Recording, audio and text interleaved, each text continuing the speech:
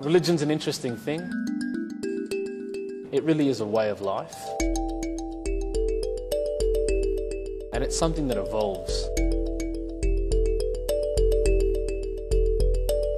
Growing up as a little kid in sort of Indigenous communities and in the bush helped me to gain a different understanding of nature. Well, yeah, I think I have a fairly strong spiritual beliefs, but I'm not religious. One thing I like about Hinduism is that it really tries to point to that oneness between all of them. Buddhism's a very straightforward religion. It's very practical. Judaism, I think it's more than a religion. I think it means belonging to a community. Christianity is a faith about peace and love is at its core. One of the literal meanings of the word Islam in Arabic is peace. Our Mool Mantra is the first prayer in Sikhism, and it goes something along the lines of, there is one God, whose name is truth. God is a spiritual element. We have so many different forms of God, so many different names of God, with so many different types of followings. Actually, it's funny because the most common used name for God in our scriptures, there's two of them. One is teacher and the other one is name. So a name for God is name. And that, I guess it just opens up to anyone to call God whatever they want. Well, I've sort of thought about God and what might be God, but I've always found that, yeah, it's more just like a life force that's within every living thing, has influences over the way that reality is, and that's maybe what some people perceive as God.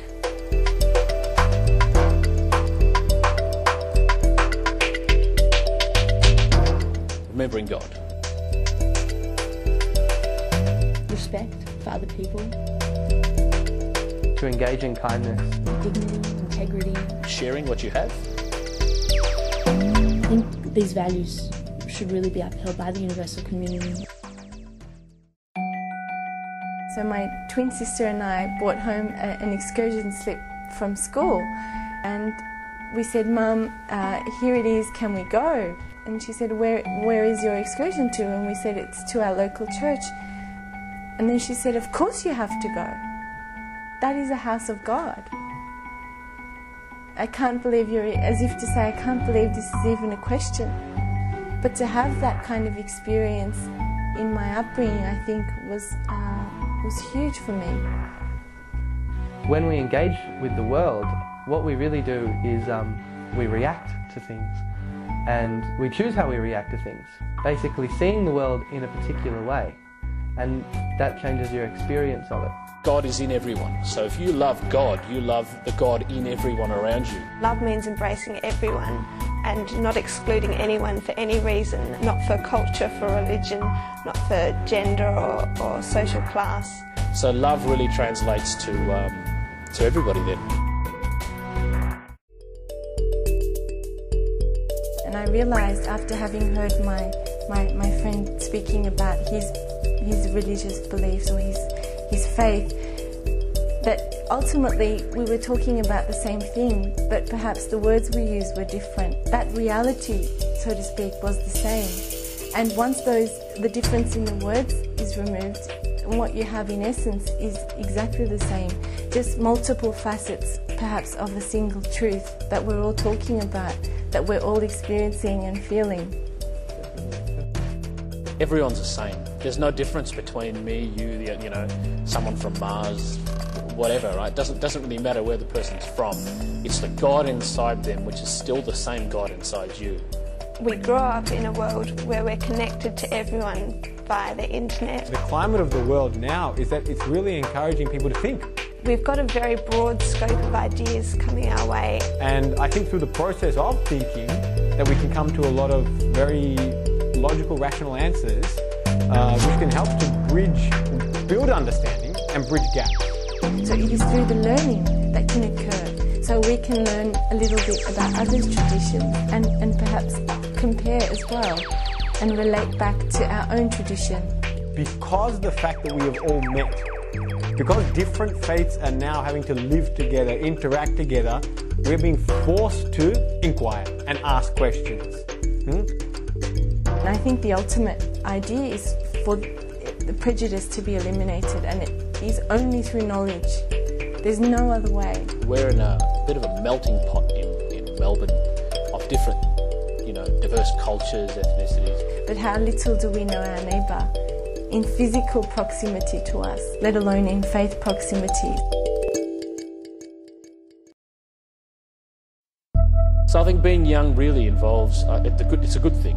It's just not having that bias that I think some of our parents have.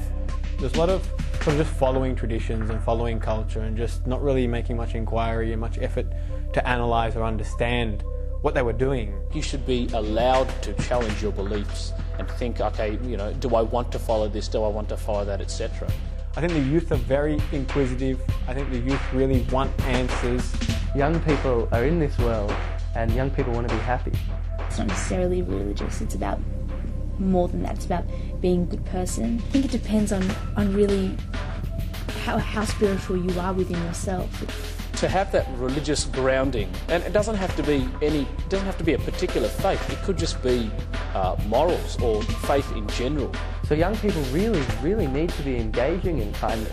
I think the way that most young people can get involved is to meet with people, because ultimately that is the way that many of the prejudices and stereotypes are going to be eliminated. We need to promote the values that we want to see in our future. We don't want to continue on with the kind of world that produces violence and conflict. A lot of conflict that we have comes from religion and from the relations between religions.